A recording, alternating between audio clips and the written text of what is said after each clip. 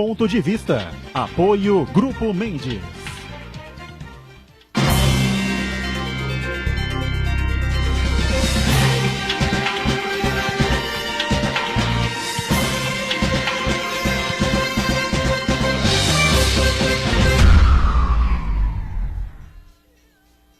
Olá, estamos abrindo aqui mais um Ponto de Vista, sempre aqui pela Santa Cecília TV, neste horário da 1h30, não é? Horário do almoço e a tradição, da discussão e do debate político e sempre dos temas importantes, né, que fazem a pauta aqui da cidade, da região metropolitana, saúde, educação, meio ambiente, o transporte, a segurança pública, a economia, não é? Nós que temos aqui grudado umbilicalmente conosco, né, o maior porto do país, o maior porto da América Latina, né? E, claro, outros temas importantes que fazem parte aí do dia a dia do país também. Lembrando que de segunda a sexta, você aqui na Santa Cecília confere sempre a reprise do Ponto de Vista a partir das 20 horas, 8 da noite.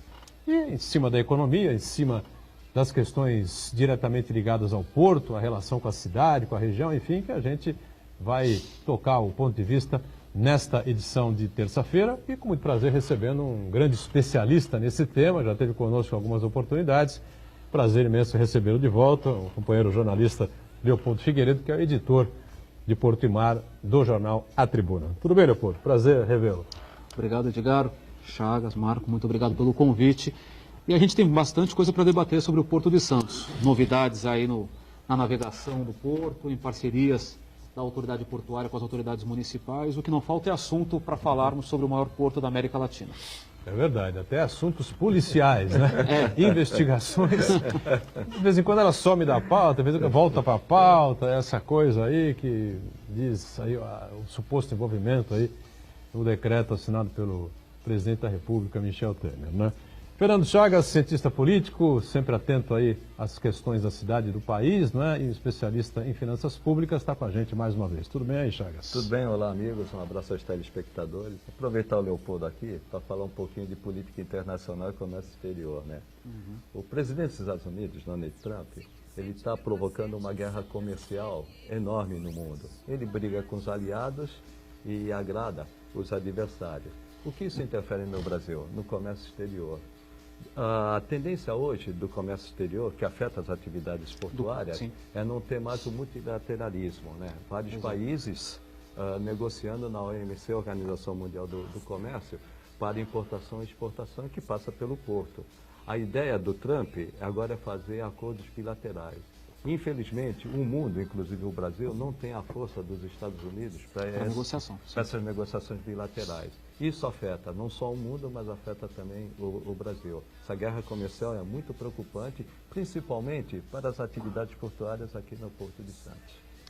E lá na ponta o Santana, né? O Marco Santana, atento aí às redes sociais, às nossas transmissões aqui do Ponto de Vista e a sua participação sempre importante com a gente aqui. Tudo certo aí, Santana? Tudo certo, boa tarde, amigos.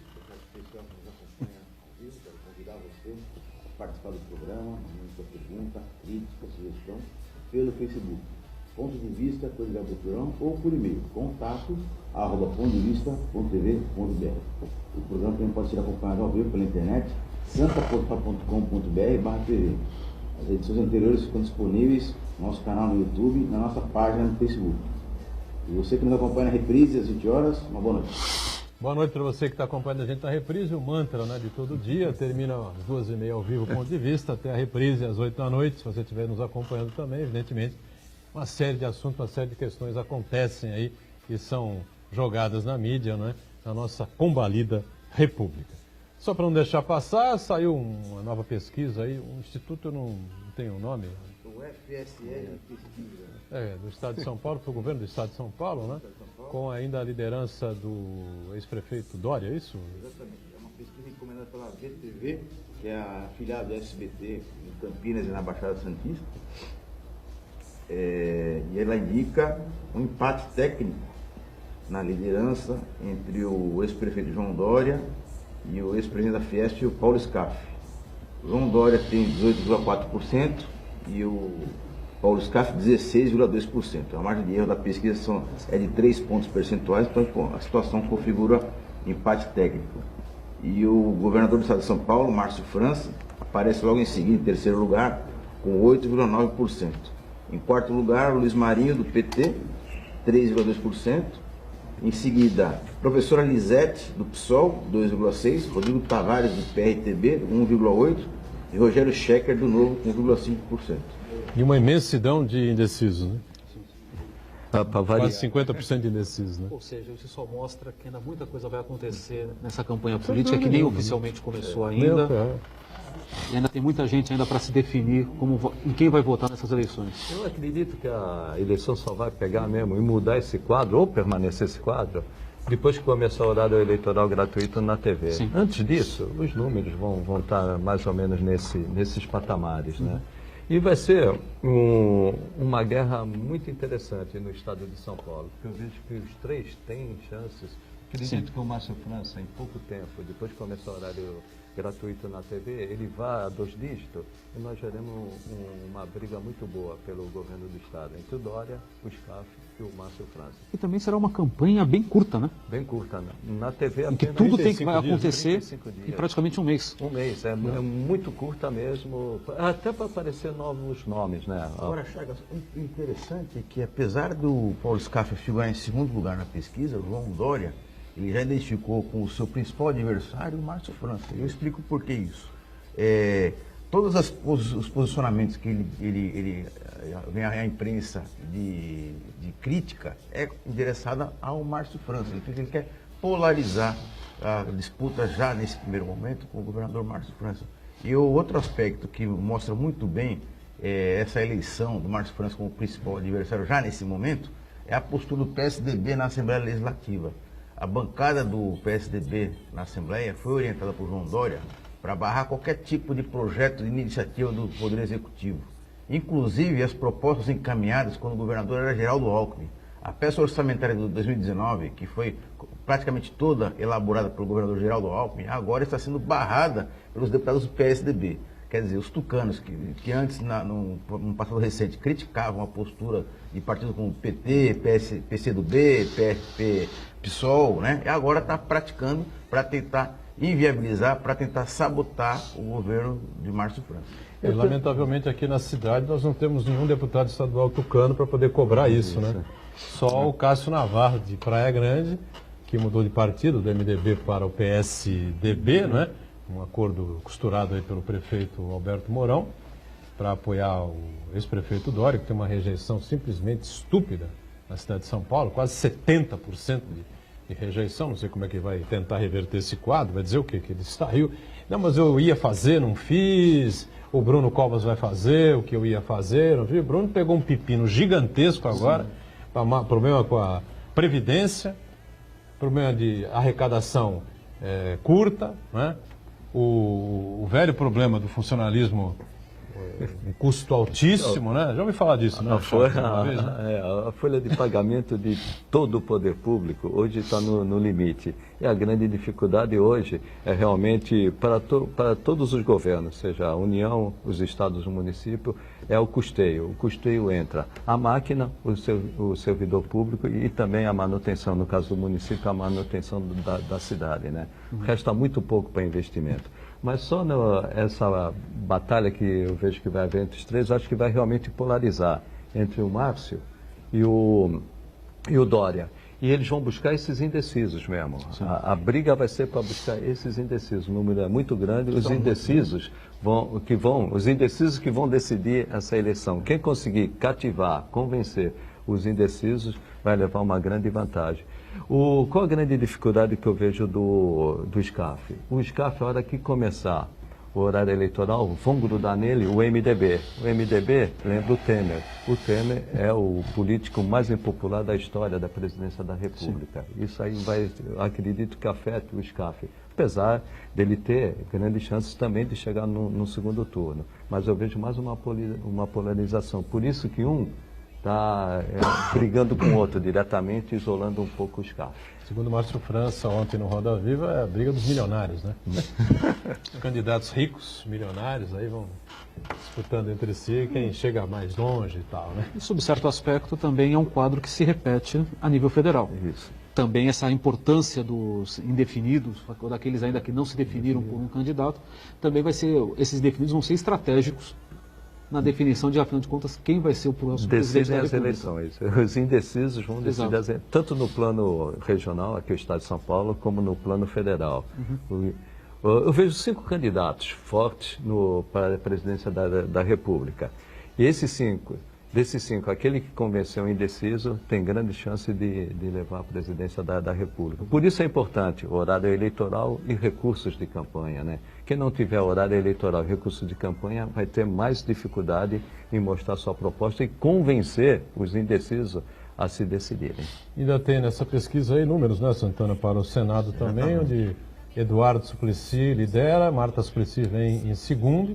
Se não me engano, Mário Covas Neto aparece em terceiro, já que a pesquisa foi feita com Datena ainda candidata. Né?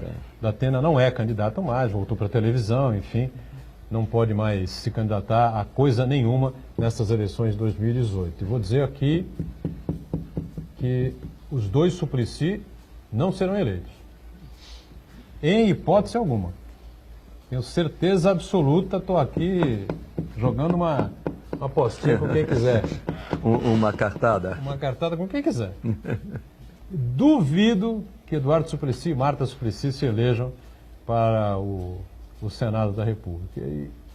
Bom, quer que eu tire aí?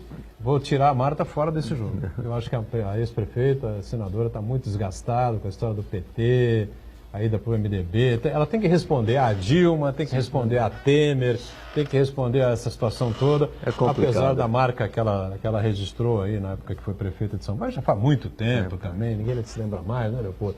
Faz um tempão que ela foi prefeita de São Paulo, disputou em 2016, não chegou nem próximo do segundo turno, o eleito foi Dória, o segundo colocado, que quase chegou ao segundo turno, foi o prefeito, né, que tentava a reeleição, enfim. Eu estou chutando aqui que entre Marta e Eduardo Suplicy sai um, né? E o terceiro nome, eu acho que vai pesar muito o sobrenome aí, e o Zuzinho, o famoso Zuzinho, Mário Covas Neto, chegará, né, até numa homenagem póstuma, ele será o senador eleito. Edgar, tem um componente adicional aí, que essa eleição, vamos eleger 2 senadores. 2 senadores. Então, quem for o segundo senador de cada eleitor, pode acabar sendo o primeiro mais votado. Exatamente. Foi o que aconteceu com o Mário Covas quando ele bateu o recorde de votação, acho que, se não me engano, em 94? 86, né? 86, ele foi o senador mais votado do país, quase 8 milhões de votos. Justamente, ele foi a segunda opção de eleitores, tanto à esquerda quanto à direita. E a FHC foi o segundo colocado. Isso. E a presidência, ela puxa também o voto para o Senado, né? Até a discussão se pela primeira vez PT e PSDB não vão para o segundo turno. Essa é a grande discussão, né? Que desde que houve a redemocratização do Brasil, tirando o período Collor, ou foi PT ou foi PSDB. O Nordeste vota no Norte e Nordeste, vota no PT, o Sul-Sudeste vota no PSDB. Agora, há essa dúvida se essa tradição vai se repetir ou se vamos ter um outsider, não outsider, né? Porque não tem nenhum outsider hoje, né? Não tem nenhum. Apesar do esforço dos marqueteiros, não há nenhum outsider nessa corrida. São todos tradicionais. Se de outro partido consegue romper nessa polarização entre PT e PSDB, essa é a grande discussão hoje. Diga, Santana. Registrar a participação do Danilo de Grado, que normalmente acompanha a gente pela internet, hoje ele está em Praia Grande acompanhando pela TV. Né? Um abraço ao Danilo. Ele disse que vai pesar muito negativamente ao ex-prefeito João Dória o fato dele ter abandonado a prefeitura para tentar um novo voo, né? Não, mas é claro, o cidadão vendo. Ninguém conhecia o político Dória, né? Ele se elege com apoio amplo, total e restrito de Geraldo Alckmin, que brigou internamente do partido, usou bancou a candidatura. Aí se elege em primeiro turno com apoio de um monte de gente, inclusive Márcio França disse ontem, né, no Roda Viva, que votou em Dória. Foram os articuladores, né, daquela imensa aliança que favoreceu e que apoiou a candidatura do Dória. E ele vende para a população de São Paulo, né, para a grande São Paulo, e repercute no estado inteiro, enfim, que seria um novo gestor e de uma nova forma de se fazer gestão pública na cidade de São Paulo, que seria um modelo que iria deixar para o país, enfim, em um ano ele larga a prefeitura. Pô. E o que espanta é que ele tem o mesmo índice de reprovação do Haddad no mesmo período de governo paulistano. assusta. Para quem veio com o novo gestor, né? E essa saída realmente, o paulistano, não sei o público paulista, mas o paulistano vai cobrar. Mas a grande possibilidade do Dória é que ele tem esses pontos negativos no eleitor realmente da grande São Paulo. Mas no litoral e no interior, ele tem um potencial de virar esse jogo. Ele é midiático, né? É midiático. Mas cada vez mais, uma eleição é um grande jogo de mídia. Ainda mais com hoje a exploração das mídias sociais. Isso. Essa eleição, para quem acompanha o jogo político, sem dúvida nenhuma, essa eleição, tanto a nível estadual quanto a nível federal, vai ser um processo político a ser acompanhado. E para quem gosta dessa evolução política do país, para mim, nós estamos hoje numa nova fase, numa nova era. Como o Chagas bem lembrou, nós estamos deixando a polarização PT-PSDB e caminhando agora, na verdade, para um jogo um pouco mais dividido, um pouco mais distribuído, que tem até a possibilidade, não da chegada de um outsider, mas sim de novas forças políticas que estão disputando aí chegar ao alcance. Nós não podemos negar que, somente no governo do estado de São Paulo, nós já estamos há mais do que 2 décadas com o mesmo grupo político no poder. Se tem uma possibilidade desse grupo político sair hoje, vai ser nessa partido, eleição. na verdade. Os grupos políticos foram alguns que se revezaram ali, né? A marca ali, PSDB, enfim, né? E o Leopoldo tocou num ponto que vai ser a grande decisão, o poder das redes sociais. Sim. Eu não acredito que ela ainda passe a TV, mas as redes sociais vão se aproximar. Não vão passar a TV. Não, passar a TV não passa, mas vão se aproximar bastante. Hoje, quem trabalha bem nas redes sociais tem um grande público para ser atingido. Que é a questão, né? Todos os candidatos, quando as campanhas forem definidas, né, as chapas forem registradas, todos eles vão bombar as redes sociais, tá certo? Não vai sobrar, ninguém vai deixar que o outro, né? Agora, por outro lado, espaço em televisão, 2 ou 3 vão ter, só. Né? E recursos também. E considerando a sociedade brasileira, a televisão ainda é o melhor meio de comunicação. Porém, nas grandes regiões metropolitanas, você ainda tem o impacto da mídia social como algo estratégico. Sem dúvida. E o que a gente percebe isso daí é exatamente porque os pré-candidatos já estão reunindo as suas equipes e dentro dessas equipes há muita contratação de profissionais, principalmente para preparar respostas imediatas a fake news ou a provocações de concorrentes. Ou seja, isso é um indício muito forte do que vai ser essa campanha eleitoral. Aliás, a fake news teve uma grande importância nas eleições americanas, né? Sim. Não foi o único fator que decidiu, mas teve uma importância muito grande. Nas eleições norte-americanas e nas eleições europeias. Europeias dos também, últimos meses. dos últimos meses. E que fake news, inclusive, com acusações da interferência russa na definição de eleições tanto regionais quanto nacionais em países como França, Alemanha. Hoje, o grande embate eleitoral acontece nas redes sociais.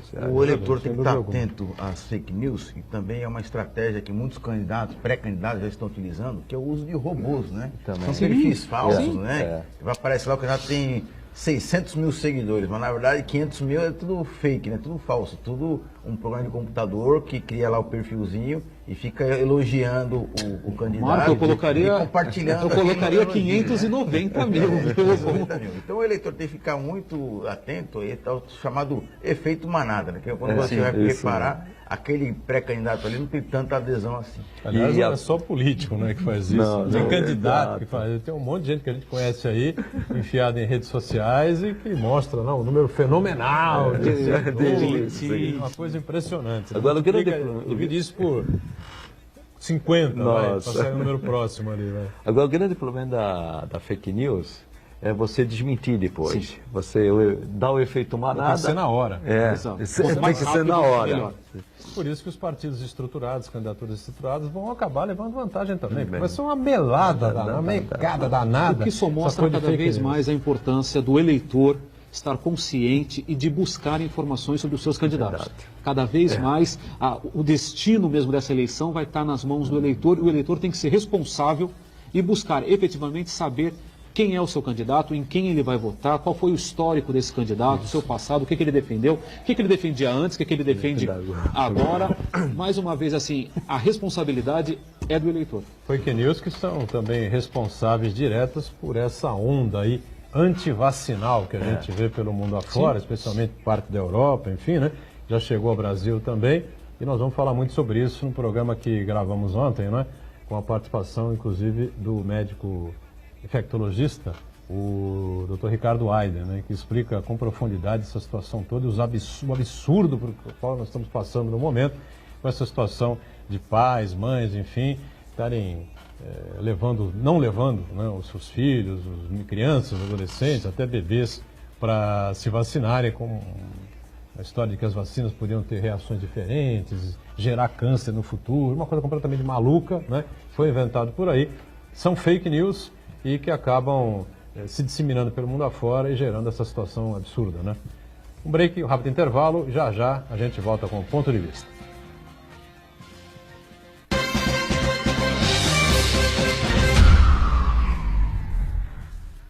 Existe um lugar em Santos onde você encontra os empreendimentos mais fascinantes da região. Um lugar amplo, aconchegante, feito para oferecer o melhor atendimento para você. Um lugar que reúne as melhores opções residenciais e comerciais nos bairros mais nobres de Santos. Um lugar que a gente nem precisava dizer, porque você já sabe. Central de Vendas Grupo Mendes, Rua Guaiaó 55, Aparecida. Venha fechar um bom negócio para abrir as portas do seu novo lugar.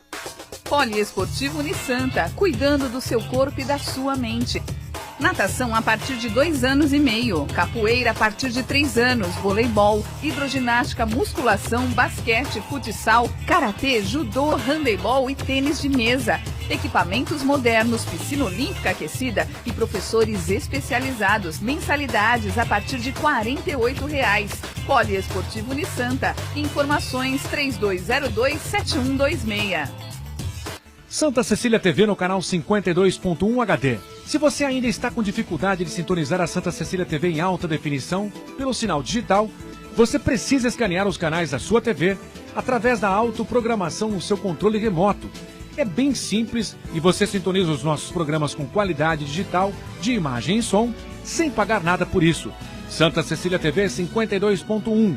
Escaneie e sintonize a maior programação regional da sua TV em alta definição.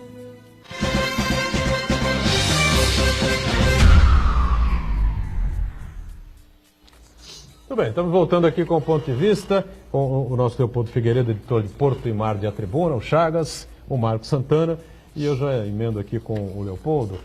Temos novo calado aí no Porto de Santos. Calado é aquela distância, né, que vem ali da beira d'água até o fundo do...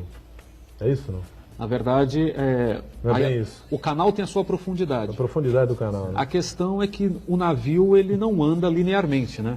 O navio às vezes aderna para frente, para sua proa, às vezes aderna para sua popa, às vezes para um lado, às vezes para o outro.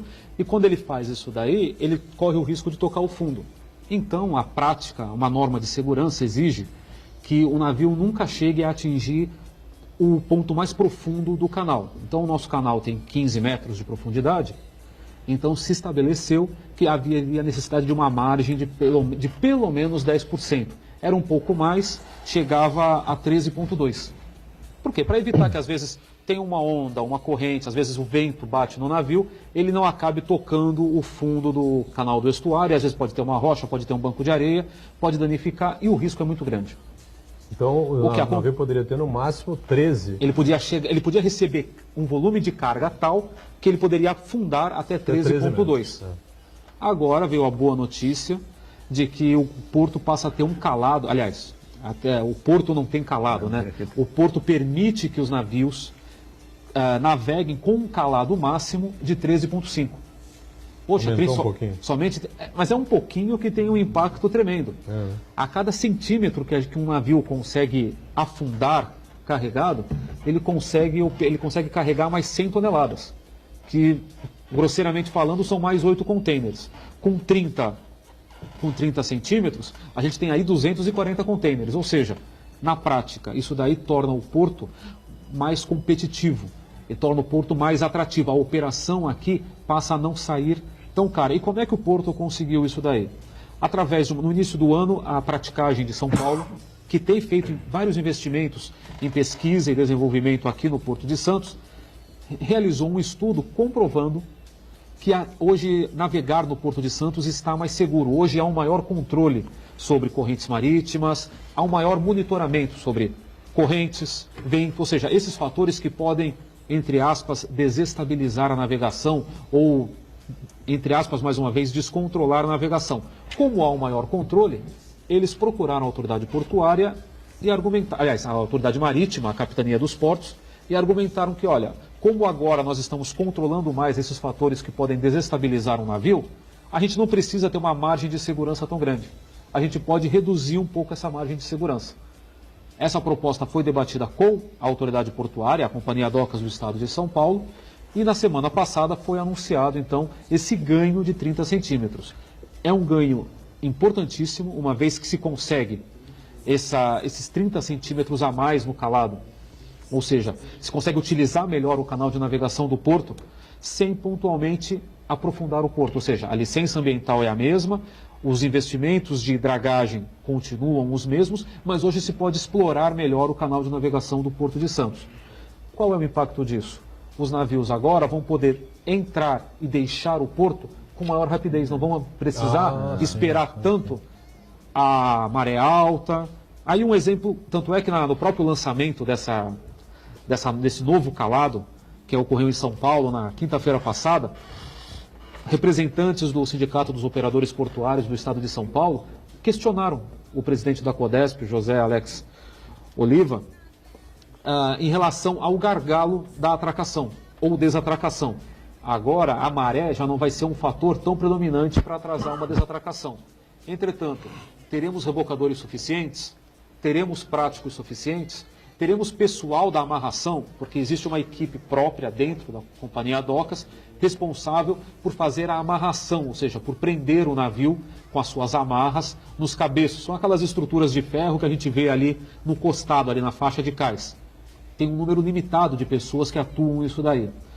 Como agora nós estamos trabalhando com uma maior agilidade em relação à maré, outros gargalos podem aparecer. O pessoal da praticagem já garantiu que há prático suficiente para atender esse e um volume ainda maior de navios. Resta saber se haverá quantidade suficiente de rebocadores e também do pessoal da amarração. A amarração, como é coordenada pela CODESP, o presidente da CODESP disse também que não haveria problema. Vamos verificar agora nos próximos meses, com esse calado em atividade, o que vai acontecer. Um aspecto interessante foi falado pelo próprio capitão dos portos, que estava presente nessa solenidade. Ele destacou que agora é muito mais importante manter a batimetria, que é um teste realizado para verificar a profundidade dos vários pontos do canal de navegação, e também não pode haver falhas na dragagem. A gente não pode esquecer que nos últimos anos houve sim falhas na dragagem que levaram até o porto, durante um período, perder 30 centímetros, ou seja, ficar 30 centímetros, o calado máximo no Porto de Santos foi reduzido até em 30 centímetros. Então, aumentou a responsabilidade da CODESP em manter a sua profundidade e também a batimetria. O capitão dos portos, comandante Daniel, foi bem claro. Se tiver qualquer tipo de falha, perde-se esses 30 centímetros e volta ao calado máximo anterior. Então, aumentou a responsabilidade da Companhia Docas nesse cenário. Deixa eu fazer uma pergunta. Você falou do calado. Em comparação com outros portos do mundo, do mesmo porto de Santos, não portos da China que são gigantescos, mas com portos com as mesmas dimensões, o mesmo porte, a mesma capacidade, o calado do Porto de Santos é muito menor do que esses portos ou não? Não é tão diferente assim. Nós hoje teríamos condições, condições econômicas que eu digo, porque a gente às vezes faz...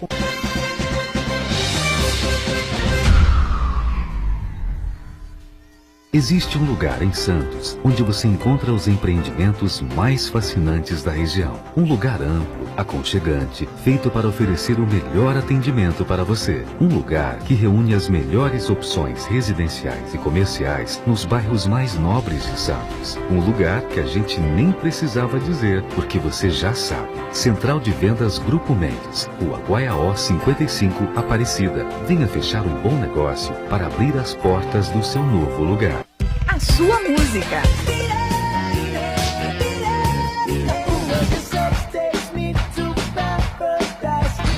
A sua notícia.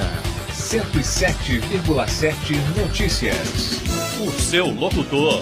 A sua promoção. E Ligue agora 3234-1077. Participe você também e ganhe muitos prêmios. O seu cantor.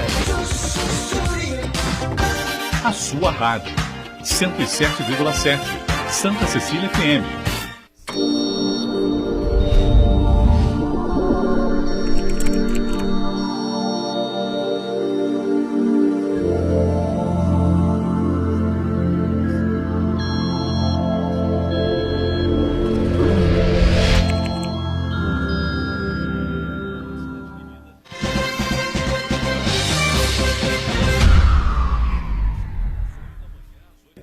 Muito bem, na sequência aqui, nós tivemos uma interrupção forçada, né, repentina, e a gente estava aqui com o Leopoldo explicando o questionamento do Marco Santana sobre a questão de calado em relação do Porto de Santos em relação a outros portos do mesmo porte, é isso? Exatamente. Eu pedi para o Leopoldo fazer uma comparação entre portos do mesmo porte de Santos, não com os gigantescos da China, mas portos com as mesmas dimensões, as mesmas capacidades que o Porto de Santos. Se o calado do Porto de Santos é muito menor do que esses portos. Na verdade, como a gente estava conversando, o porto está bem próximo de atender os seus navios ou os navios que deveriam vir para cá. O que está acontecendo é que nós já temos que nos preparar para uma próxima geração de navios. Mas, nesse caso, o calado, pontualmente, talvez não seja nem o fator mais determinante. O que nós não podemos esquecer é que para um navio entrar no porto, ele tem que entrar, especialmente ali na região da ponta da praia, por uma série de curvas.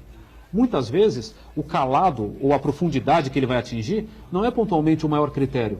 Também tem que ver o comprimento dele. Também tem que ver a largura, se ele consegue fazer toda a curva. São fatores que estão sendo estudados, sim, pela CODESP e também por entidades de pesquisa associadas a empresas do setor, mas pontualmente, analisando hoje o mercado, sim, o Porto de Santos já tem que avançar um pouco na sua infraestrutura para receber já novos navios esses que daqui a pouco já circulam pela costa brasileira, mas ainda não circulam com uma grande predominância, mas nos próximos meses e certamente nos próximos anos vão passar por aqui. E o Porto de Santos, para manter o seu protagonismo comercial, precisa, sem dúvida nenhuma, continuar investindo nas suas condições de navegação. Leopoldo, parece que foi um estudo técnico que abriu a possibilidade de ter um calado. Esse aumento do calado, sim. Isso. Como que está o investimento na dragagem do Porto de Santos? Hoje o Porto de Santos está passando até por uma situação bem favorável. Nós temos hoje o contrato firmado pelo governo federal mantendo a dragagem, que prevê um aprofundamento do porto para 15.3, 15.7, ou seja, vai aumentar um pouco ainda a profundidade e alargar alguns trechos do canal de navegação. Só para o nosso telespectador entender, quando a gente fala alargar o canal, não é o canal do estuário em si, mas o trecho do canal por onde acontece a maior parte do tráfego de navios. E além disso daí, a CODESP mantém alguns contratos emergenciais de stand-by, caso seja necessário ou caso haja alguma falha. Então, assim, em relação aos investimentos em dragagem de manutenção, ou seja, se a gente for trabalhar com dragagem de aprofundamento, é um novo investimento. Mas para a dragagem de manutenção, hoje a nossa situação está bem sob controle. Mas eu volto a repetir, tem que se manter um controle bem rígido sobre isso. A gente não pode esquecer que o Porto de Santos é um porto que sofre um assoreamento constante. Ele está recebendo sedimentos de chuva, das áreas urbanas, de rios, e pode perder esse controle, essa profundidade a qualquer momento. Por isso que a dragagem tem que ser feita com constância. Mas na manutenção está tranquila. Felizmente, hoje nós estamos num momento bem favorável, diferente do que aconteceu há alguns anos. Este ano, a tranquilidade impera. Essa coisa da questão de globalização, sim, essa coisa toda, né? Essa situação que a gente tem hoje. Antigamente, um navio parava no Porto de Santos, ficava 3 dias, né? Aproximadamente 2 dias e pouco, por aí, até mais às vezes, né? Se a gente for para... Eu digo 20 anos atrás, 25 anos. Nas últimas décadas do século passado, um navio chegava a permanecer 2 semanas. 2 semanas. Era o que ativava a economia local ali do centro de Santos. Centro de Santos, enfim, né? Tínhamos ali aquelas boates famosas e tal, né? Não, e mesmo o comércio do centro. Propriamente dito, enfim, né? E a gente tem alguns padres missionários aqui na cidade, né? E que recebem futuros padres, enfim, Gente que vem da Colômbia, vem do Equador, gente que vem da Coreia, gente que vem de outros países distantes, enfim, né? E esses padres missionários fazem atendimentos aos portos, Tem a missão aos navegantes, missão né? aos navegantes, exatamente. Exatamente. E há uma proposta ali, um projeto de que se faça um container para colocar à disposição dos navegantes, dos navegadores, enfim. Os marítimos, né? Os marítimos, de maneira geral, né? Porque, se você for pensar bem, o cara vive no mar, tá certo? Isso. O cara vive em costa, fica 6 dias, 6 horas no porto. 6 horas. E olha, 10 horas, vai que seja, 8 horas. E dependendo da operação, 6 horas. Bate e volta. Ainda é muito tempo, né? Então o cara não tem contato Não tem, com a mãe, com o pai, com o avô, Vive no mar. com o filho, filha. Mas entendeu? também há de se convir que hoje é muito mais fácil o acesso dos marítimos às suas famílias. É óbvio que quando eles chegam no porto, existe sim esse serviço da paróquia, acho que é a Nossa Senhora Santa Edviges. Santa Edviges, correto.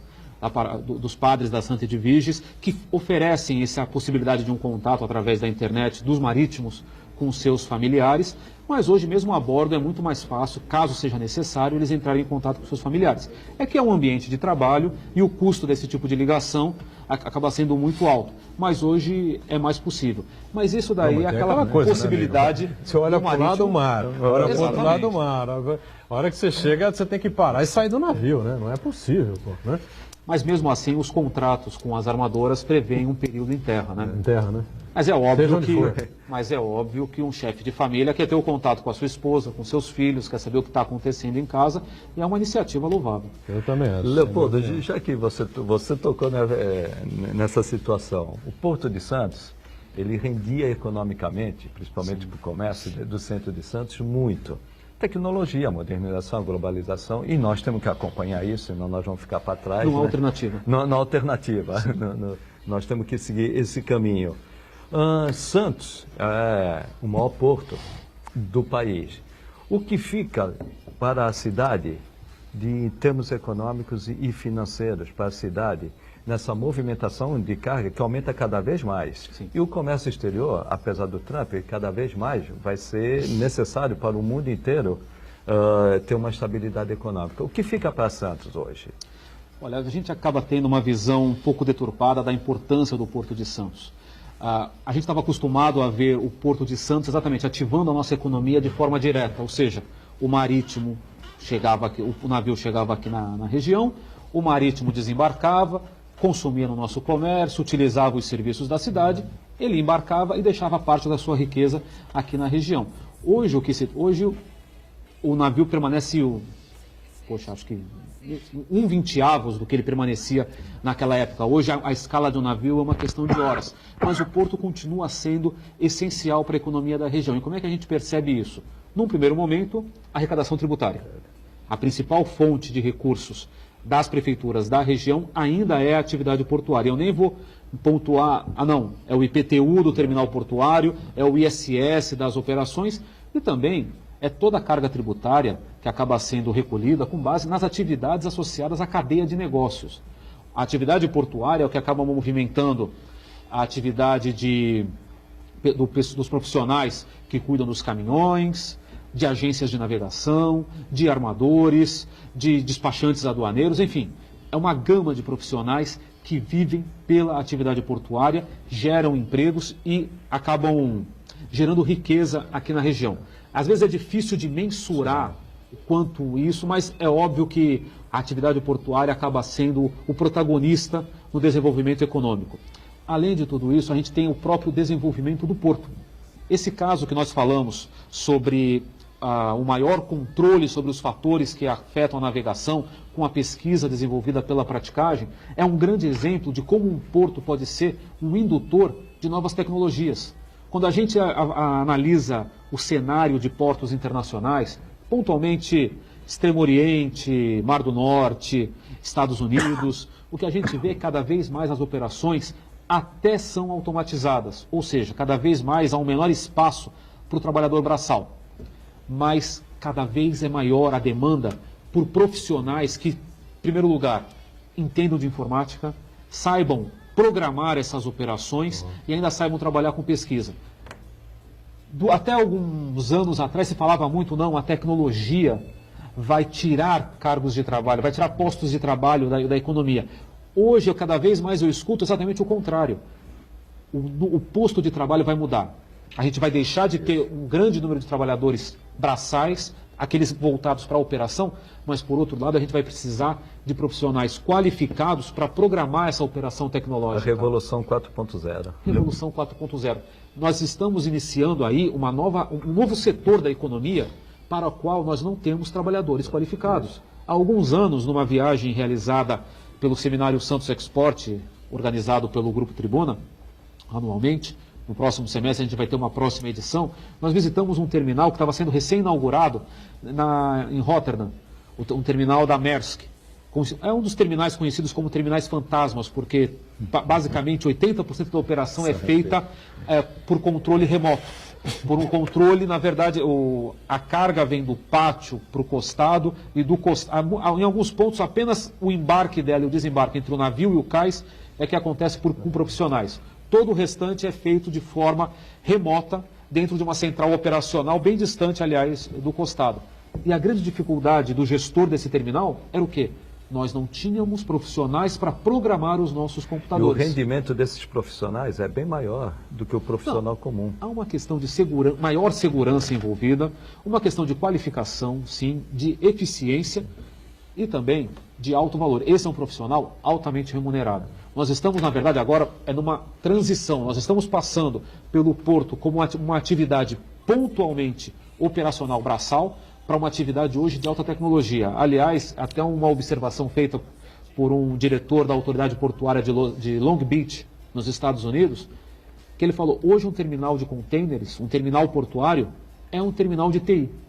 Há alguns anos eu fui visitar um terminal aqui de Santos, alguns anos, faz uns 10 anos mais ou menos, e eles me levaram para conhecer os seus escritórios e me mostraram, olha, aqui é o setor comercial, que ocupava praticamente 80% de um andar, de um prédio, e ali no canto estava o setor de TI. Uns 6, 7 anos depois, há uns 3 anos mais ou menos, eu visitei esse terminal novamente. O setor de TI tinha ocupado todo o andar. Hoje, terminal portuário é um terminal de TI e não tem como fugir disso daí. Aqueles interessados em ingressar no setor portuário têm que ter a consciência, em primeiro lugar, de ter um grande conhecimento de tecnologia e, claro, saber falar inglês. Leopoldo, com essa sua explicação aí, você responde a pergunta do Uriel Vilas Boas, que ele perguntou qual o potencial de empregos diante da evolução da tecnologia, que inevitavelmente atinge também o porto. E também você aborda um questionamento do Marcos César Brito. Ele fala que vê muita preocupação com os navios e os empresários, mas ninguém fala dos trabalhadores avulsos. Ainda teremos demanda de trabalhadores avulsos, sim, mas nós teremos sempre uma maior demanda de trabalhadores altamente qualificados. O profissional, tanto aquele que está no setor portuário, quanto aquele que quer se inserir no setor portuário, quer conquistar uma vaga no setor portuário, ele tem que estar altamente qualificado. Cada vez mais haverá menos oportunidades para aquele profissional que tem um conhecimento, mas não está tão qualificado assim. Como o Chagas falou, é a indústria 4.0, são os portos 4.0. Essa daí é uma realidade que hoje começa a aparecer e em alguns anos vai ser facilmente percebido. Leopoldo, rapidamente, só para não perder o raciocínio. E o nosso ensino, ele vai ter que se adaptar a essa nova realidade, claro, o 4.0. Claro. Se não só no porto, mas de uma forma geral. Ou nós ensinamos os nossos alunos para uma nova realidade, ou nós vamos perder espaço. Só para corroborar contra a riqueza da cidade, no final da década passada, o IPTU era o tributo que mais arrecadava em Santos. Hoje é o ISS, e bem à frente. Por quê? Justamente por atividade portuária. 65% do ISS arrecadado, que é a maior arrecadação do município de Santos, e que faz Santos ser essa arrecadação muito grande que assusta muitas capitais do Brasil, é o ISS do porto. Não, e se o porto não se adequar a essa realidade, se nós não podemos, não existe mais a opção de nós ignorarmos essa demanda. Nós temos que nos adaptarmos e aproveitarmos essa demanda. Caso contrário, aí sim nós iremos perder o nosso protagonismo na economia brasileira. Um intervalo mais, voltamos na sequência com o ponto de vista. Já, já.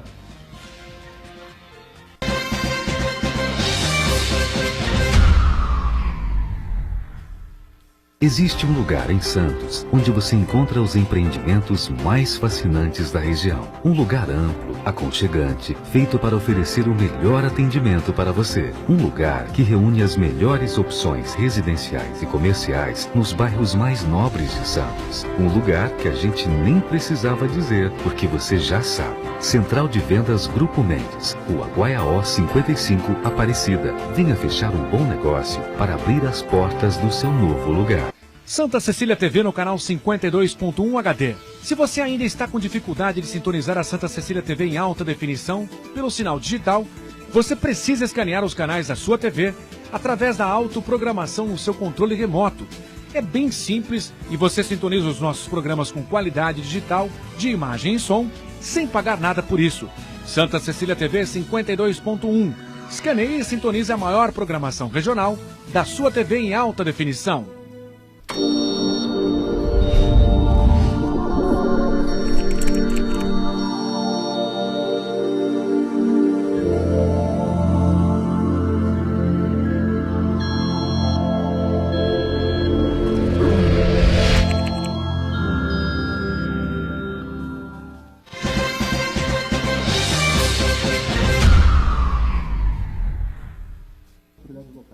Muito bem, sequência aqui do ponto de vista e a gente, com satisfação, né, recebe a informação, vê a informação nos jornais de hoje, enfim, de um processo avançado de integração entre a Prefeitura de Santos e a CODESP, Companhia Docas do Estado de São Paulo, um termo assinado ontem pelo prefeito, Paulo Alexandre Barbosa, com o presidente da CODESP, o presidente, me fala o nome, Alex Oliva, né? E é um processo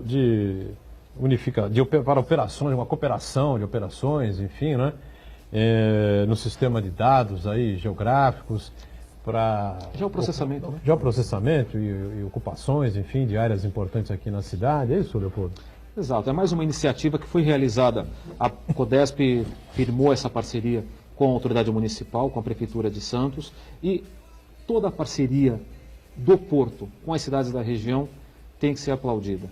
Porque o Porto só consegue se desenvolver, como a gente estava debatendo no bloco anterior, essa importância do Porto se desenvolver e gerar novos empregos, através da parceria com as autoridades locais.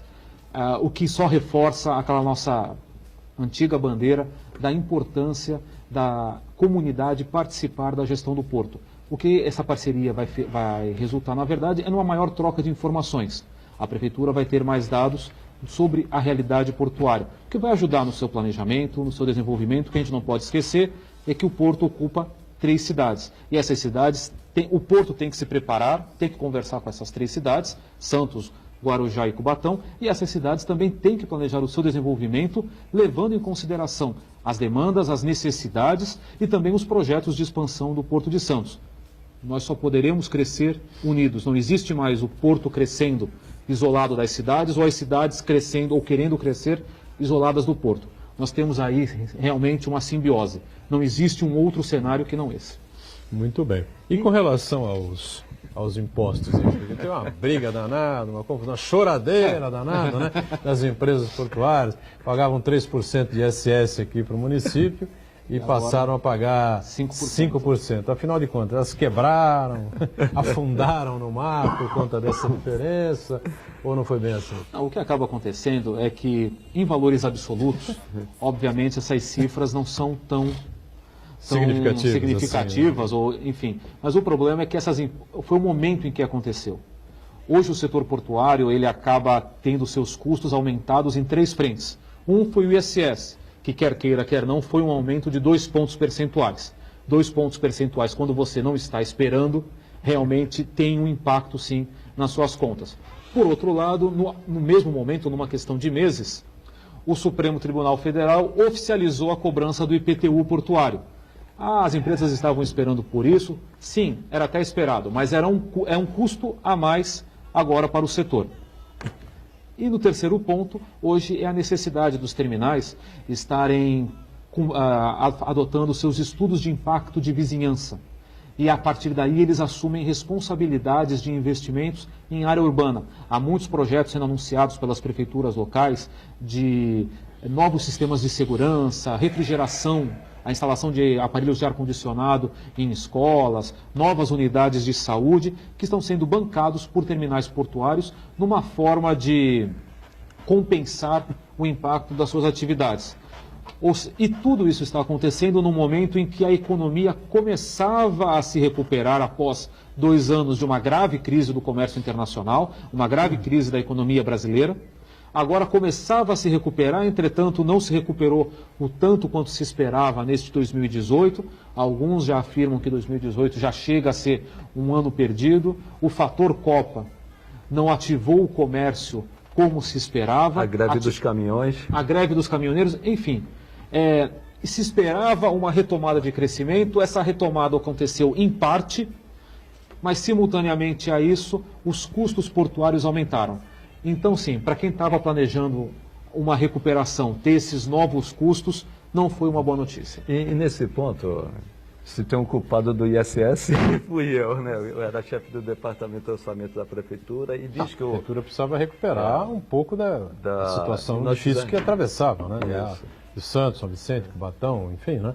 Se você pode buscar dinheiro onde tem dinheiro. E nesse ponto, né? o prefeito ele foi muito consciente. Desde que eu assumi o Departamento de Orçamento da Prefeitura de Santos, se não me engano, em 2013, quando eu vi a diferença de alíquota de 3% para 5% para os 10 maiores portos... Que, na verdade, tinha caído no governo do prefeito Beto Mansour. Isso, se não tinha me sido falo, reduzido. 97, 98, 99. Foi por aí. Quando eu vi 2%, eu levei essa proposta ao prefeito Paulo Alexandre Barbosa e ele recusou. Ele só... E pelos nossos números, nós mostramos que a economia ia cair devido ao desastre que tinha sido o governo atual e anterior, vamos dizer assim, ao mesmo tempo atual. E só esperamos para anunciar de 3 para 5, justamente com base nessa recuperação. Fase de retomada, né? Isso, a fase de retomada, pelo planejamento e pelas análises que nós fazíamos na Prefeitura, ia ter um crescimento de 3%. Então, daria margem para realmente absorver esse crescimento de ISS de 3 para 5%. Como você bem falou, hoje a perspectiva é de 1,2% do PIB crescer. Exatamente. Mas, de qualquer forma, o ISS eles estão pagando regularmente e teve uma melhoria sensível para o caixa da Prefeitura. Teve uma queda agora, equivalente ao que entrou e que saiu devido à greve dos caminhões. Né? Não, e mesmo a questão do IPTU, alguns terminais estão recolhendo normalmente. Há uma iniciativa de associações empresariais de ainda tentar debater essa questão no Supremo.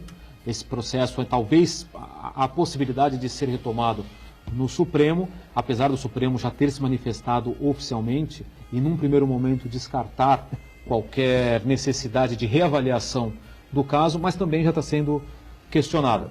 A questão toda é que são novos gastos que não estavam sendo esperados pelo setor e aí sim, a grita acaba sendo inevitável. Aliás, diga. Leopoldo, o Porto de Santos ele é caracterizado por movimentar quantidades significativas de cargas de commodities, né? Sim. Açúcar, soja, assim por diante, né? Até recentemente tivemos um episódio que transportaram carga viva, né? Que deu uma grande polêmica, né? Mas parece que... Os bois, né? É mais vantajoso, parece, que um porto movimentar cargas com alto valor agregado, produtos industrializados. Eu queria saber de você, até que, de certa maneira, isso é verdade, e que é mais vantajoso movimentar cargas containerizadas, e se isso daí tem a ver com a própria situação econômica do país, de um modo geral, a capacidade de industrialização do país, ou se a autoridade portuária tem alguma capacidade de interferir nisso aí e atrair mais cargas de valor agregado? Olha, pontualmente, em relação a que tipo de carga o Porto de Santos deveria destacar ou deveria procurar.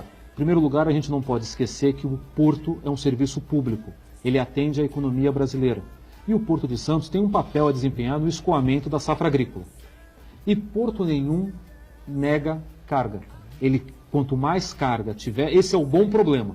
Eu tenho muita carga e não sei como embarcar? Ótimo, vamos realizar investimentos para garantir isso daí, e os nossos terminais realizam investimentos sim, têm capacidade. Hoje nós estamos com um potencial praticamente o dobro, nós poderíamos duplicar a movimentação de containers no Porto de Santos, que teríamos sim condições de fazer o escoamento dessas cargas, e também ainda há muito espaço para crescer em relação ao agribusiness. É óbvio que quando a gente analisa o impacto na economia da carga de baixo valor agregado, ou seja, dos grãos, das safras agrícolas, do milho, açúcar, soja, e quando a gente vê o impacto na economia regional da operação de um container, é claro que a operação de um container deixa mais riquezas aqui na região, demanda mais serviços, na prática gera mais empregos. Mas a gente não pode descartar que o agribusiness é estratégico para a economia nacional, é estratégico para a economia regional e também gera empregos aqui. Não no mesmo volume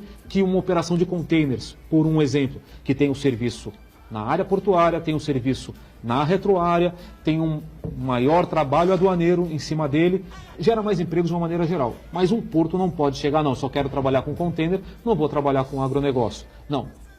O papel do Porto de Santos para a economia nacional prevê que ele opere todos os tipos de cargas.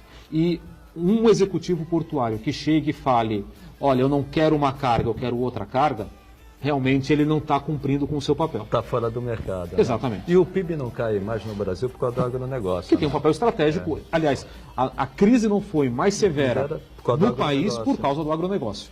Leopoldo, só pegando um pouco a greve dos caminhões, o Brasil praticamente parou. Sim. E nós temos um potencial muito grande da navegação de cabotagem.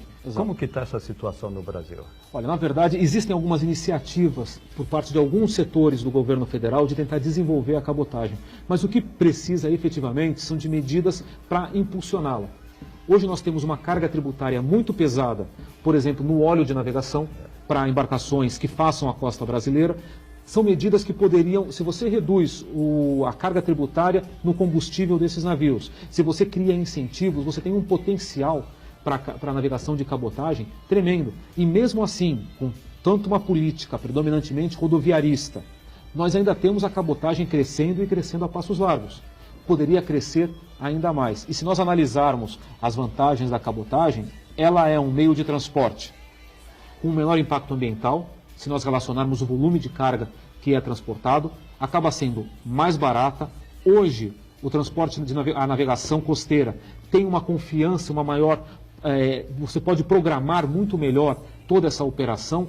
É uma operação altamente vantajosa. O que precisa, na verdade, são de medidas, são de iniciativas das autoridades, tanto a autoridade portuária quanto do governo federal, para incentivar a cabotagem. Isso sim está faltando. Na década passada, um diretor da Codesp, hoje consultor portuário, realizou um estudo bem válido sobre medidas para incentivar a cabotagem. O Fabrício Perdomênico. Esse foi um estudo debatido. Hoje a ANTAC, que é a Agência Nacional de Transportes Aquaviários, debate até mesmo como incentivar tanto a cabotagem como o transporte hidroviário, mas o governo federal ainda não deu a sua resposta. É isso que nós estamos aguardando. E sobre este processo aí que as investigações da Polícia Federal, enfim, o Porto de Santos vira e mexe, aparece no noticiário policial, nas principais emissoras, nos principais jornais, nos sites, enfim, não é? Uma coisa absolutamente desagradável para os empresários, para o Porto de maneira geral, né? E para a cidade, né? Porque é sempre o Porto de Santos que aparece, né? É a questão que envolve a Libra, teria sido favorecido junto com a Rodrimar naquele decreto presidencial do atual presidente da República, Michel Temer, e a Rodrimar da mesma forma. Enfim, isso vai parar onde? Na verdade, todo esse debate acaba tendo um impacto muito grande na verdade, todo esse debate ele transformou o novo decreto dos portos, que adotava várias medidas para incentivar os investimentos no setor, num texto radioativo. Hoje em dia ninguém quer mexer nesse decreto, hoje em dia ninguém quer adotar esse decreto, as autoridades querem distância dele, o que é uma pena, que o decreto em si, não algumas propostas que foram encaminhadas de última, no apagar das luzes. Não os jabutis, né? Os famosos jabutis, né? Exatamente, como foi, por exemplo, o cargo da proposta feita pelo Eduardo Cunha, que permitiu, sim, a renovação de terminais, a renovação dos contratos de arrendamento de terminais, cujos terminais tivessem dívidas com a União. E isso, sim, está sendo investigado. Mas o decreto em si, a gente até já debateu isso daqui no programa, o decreto em si, ele foi muito republicano. O governo chegou para o setor e perguntou que medidas vocês desejam para desenvolver o setor. As associações empresariais do setor se reuniram, elencaram, eles analisaram, algumas foram vetadas, outras foram aprovadas e foi. O problema todo é que agora isso surge no meio de uma investigação do próprio presidente da República. E de outros, né? Presidente e outros. E outros. E que, na verdade, acaba investigando principalmente casos de 20 anos atrás. Muitas das investigações estão ocorrendo com base em fatos envolvendo sim o Porto de Santos, envolvendo sim terminais portuários, mas ocorridos há 20 anos atrás. A única coisa que está sendo investigada nesse momento, relacionada ao que aconteceu nos últimos meses, é o decreto, mas em relação a essa proposta, a essa emenda, que prevê a negociação com terminais com dívida com a União. Estamos encerrando o ponto de vista, né? Podíamos ficar conversando aqui com o Leopoldo, com o Chagas, junto com o Santana, por mais um longo tempo, né? Tem muito assunto, muito tempo. O Leopoldo vai voltar aqui em outras oportunidades para continuar. Obrigado, viu, Leopoldo, pela participação, sempre um prazer. Não? Obrigado, Edgar. Obrigado, Chagas, Marco, obrigado pelo convite. E só reforço a proposta de que a gente só vai conseguir desenvolver o Porto de Santos debatendo o Porto de Santos e a comunidade que tem que debater.